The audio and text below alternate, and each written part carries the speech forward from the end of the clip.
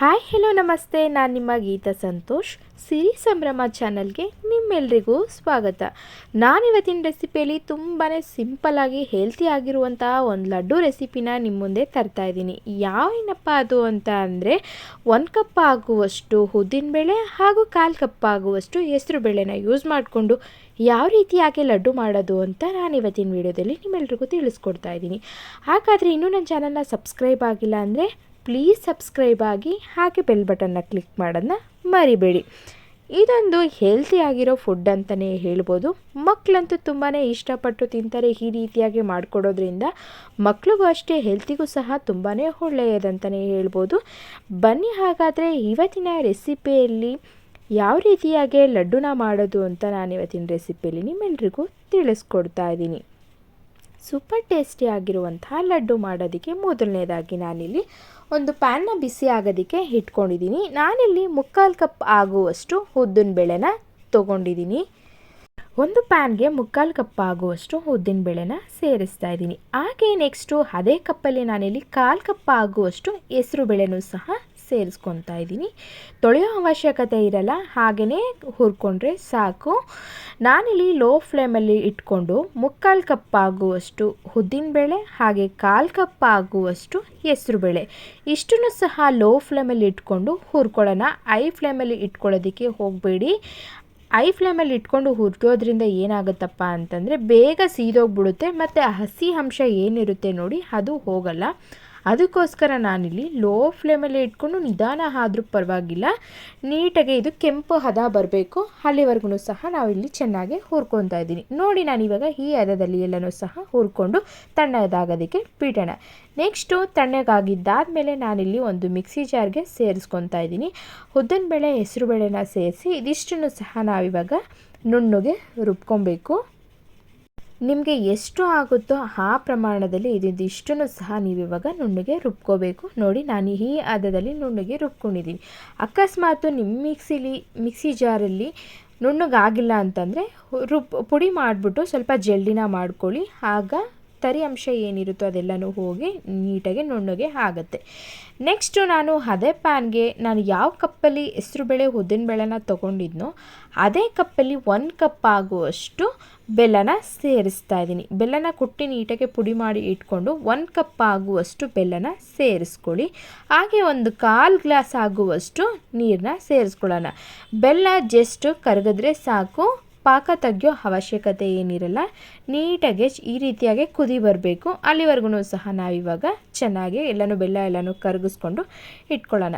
Next ನಾವು ಬೆಲ್ಲ ಕರಗಿದ್ದೆಲ್ಲ ಆದಮೇಲೆ ಏನು ರುಬ್ಬಿಟ್ಕೊಂಡಿದ್ವಿ ಹೆಸರುಬೇಳೆ ಮತ್ತು ಉದ್ದಿನಬೇಳೆ ಪುಡಿ ಮಾಡಿ ಇಟ್ಕೊಂಡಿದ್ವಲ್ಲ ಅದನ್ನು ಸೇರಿಸೋಣ.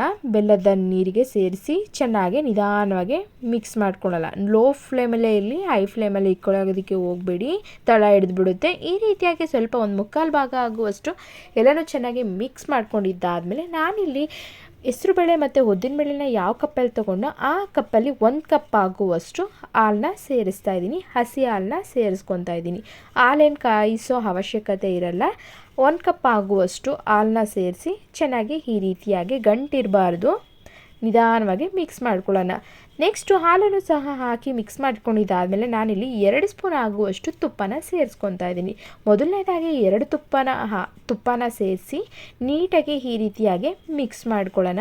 ಗಂಟಾಗಬಾರ್ದು. ಲೋ ಫ್ಲೇಮಲ್ಲೇ ಇಟ್ಕೊಳ್ಳಿ, ಯಾವುದೇ ಕಾರಣಕ್ಕೂ ಹೈ ಫ್ಲೇಮ್ ಇಟ್ಕೊಳ್ಳೋದಕ್ಕೆ ಹೋಗಬೇಡಿ, ಬೇಗ ತಳ ಹಿಡಿದ್ಬಿಡುತ್ತೆ. ನೋಡಿ, ಆಲ್ರೆಡಿ ತುಪ್ಪ ಹಾಕಿದ ತಕ್ಷಣ ಪ್ಯಾನಿಂದ ಬಿಡ್ತಾ ಇದೆ. ಈ ರೀತಿಯಾಗಿ ನಾವು ನಿಧಾನವಾಗಿ ಚೆನ್ನಾಗೆಲ್ಲನೂ ಮಿಕ್ಸ್ ಮಾಡ್ಕೋಬೇಕು. ನೋಡಿ, ಚೆನ್ನಾಗೆಲ್ಲನೂ ಮಿಕ್ಸ್ ಮಾಡ್ಕೊಂಡಿದ್ದಾದಮೇಲೆ ಒಂದು 1/4 ಭಾಗ ಬೆಂದಿದ್ದಾದಮೇಲೆ ಮತ್ತೆ 1 ಸ್ಪೂನ್ ಆಗುವಷ್ಟು ತುಪ್ಪನ ಸೇರಿಸ್ಕೊಂಡು ನೀಟಾಗಿ ಈ ರೀತಿಯಾಗಿ ಗಂಟಿರಬಾರ್ದು, ಆ ರೀತಿಯಾಗಿ ಚೆನ್ನಾಗಿ ಮಿಕ್ಸ್ ಮಾಡ್ಕೊಳ್ಳೋಣ.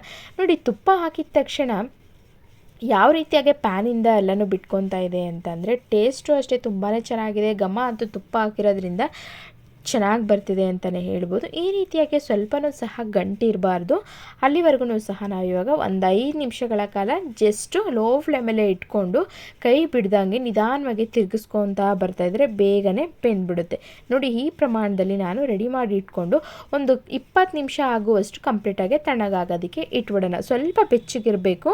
ಅಲ್ಲಿವರೆಗೂ ನಾವು ಬಿಟ್ಟು ನೋಡಿ, ಈ ರೀತಿಯಾಗಿ ನಮಗೆ ಕೈಯಲ್ಲಿ ಮುಟ್ಟೋ ರೀತಿಯಲ್ಲಿ ಆಗಬೇಕು. ಅಲ್ಲಿವರೆಗೂ ನಾವು ತಣ್ಣದಾಗೋದಕ್ಕೆ ಬಿಟ್ಬಿಟ್ಟು ಈ ರೀತಿಯಾಗಿ ಉಂಡೆನ ಕಟ್ಕೊಳ್ಳೋಣ. ನೀವು ಬೇಕಂತಂದರೆ ಸ್ವಲ್ಪ ಎಣ್ಣೆನೋ ಅಥವಾ ತುಪ್ಪನೋ ಕೈಗೆ ಹಚ್ಕೊಂಡು ಮಾಡ್ಕೊಳ್ಳಿ. ಚೆನ್ನಾಗಿ ಬೆಂದಿದ್ರೆ ನೋಡಿ ಯಾವುದೇ ರೀತಿಯಾಗಿ ಕೈಗೆ ಅಂಟಲ್ಲ. ನೀಟಾಗಿ ಎಣ್ಣೆನೂ ತುಪ್ಪ ಹಾಕಿರ್ತೀವಲ್ಲ ಅದರಲ್ಲಿ ಅದೇ ಸಾಕು, ಕೈಗೆ ಏನು ತುಪ್ಪ ಹಚ್ಕೊಳ್ಳೋ ಅವಶ್ಯಕತೆ ಇರಲ್ಲ. ಈ ರೀತಿಯಾಗಿ ಸಣ್ಣ ಸಣ್ಣದಾಗಿ ಉಂಡೆಗೆ ನಿಮಗೆ ಯಾವ ಸೈಜಲ್ಲಿ ಬೇಕೋ ಆ ರೀತಿಯಾಗಿ ಮಾಡಿಕೊಂಡು ನಿಮಗೆ ಯಾವ ರೀತಿಯಾಗಿ ಅಲಂಕಾರ ಮಾಡಬೇಕೋ ಆ ರೀತಿಯಲ್ಲಿ ಮಾಡಿಕೊಂಡ್ರೆ ಸೂಪರ್ ಟೇಸ್ಟಿ ಆಗಿರುವಂತಹ ಹೆಸರುಬೇಳೆ ಹಾಗೂ ಉದ್ದಿನಬೇಳೆಯಿಂದ ಮಾಡಿರುವಂತಹ ಲಡ್ಡು ರೆಡಿಯಾಗುತ್ತೆ. ಮನೇಲಿ ಸಿಂಪಲ್ಲಾಗಿ ಈ ರೀತಿಯಾಗಿ ಮಾಡಿಕೊಟ್ರೆ ಮಕ್ಕಳನ್ನು ಅಷ್ಟೇ ತುಂಬಾ ಇಷ್ಟಪಟ್ಟು ತಿಂತಾರೆ. ಒಂಥರ ಹೆಲ್ತಿ ಅಂತಲೇ ಹೇಳ್ಬೋದು.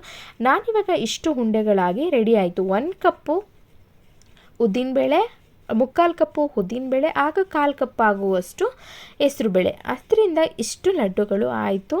ನೋಡೋದಕ್ಕೆ ಒಂಥರ ಬಾಯಿಲಿಟ್ಟರೆ ಕರಗೋಗ್ಬಿಡ್ಬೇಕು ಆ ರೀತಿಯಾಗಿ ರೆಡಿಯಾಗಿದೆ. ಮನೇಲಿ ತುಂಬಾ ಸಿಂಪಲ್ಲಾಗಿ ನೀವು ಈ ರೀತಿಯಾಗಿ ಟ್ರೈ ಮಾಡಿ. ಮಕ್ಕಳಂತೂ ತುಂಬಾ ಇಷ್ಟಪಟ್ಟು ತಿಂತಾರೆ. ಈ ರೀತಿಯಾಗಿ ಮನೇಲೇ ಮಾಡ್ಕೊಳ್ಳೋದ್ರಿಂದ ಹೆಣ್ಮಕ್ಳಿಗೂ ದೊಡ್ಡವರಾದಾಗ ಈ ರೀತಿಯಾಗಿ ಮಾಡಿಕೊಟ್ರೆ ಅವರಿಗೂ ಒಂಥರ ಹೆಲ್ತಿಗೆ ಒಳ್ಳೆಯದು. ಮತ್ತು ಸೊಂಟಕ್ಕೆಲ್ಲನೂ ಇವಾಗ ಏಜ್ ಆಗಿರೋರೆಲ್ಲನೂ ಹಳೆ ಕಾಲದಲ್ಲಿ ಮಾಡಿಕೊಡ್ತಾಯಿದ್ರು. ಅದು ಇದು ಮುದ್ದೆ ಥರ ಏನಾದರೂ ಈ ರೀತಿಯಾಗಿ ಮಾಡಿಕೊಟ್ರೆ ಖುಷಿಪಟ್ಟು ತಿಂತಾರೆ. ಮತ್ತು ಮಕ್ಳಿಗೂ ಅಷ್ಟೇ, ಹೆಣ್ಮಕ್ಳಿಗೆ ಹೆಲ್ತಿ ಆಗಿರುವಂಥ ಫುಡ್ ಅಂತಲೇ ಹೇಳ್ಬೋದು.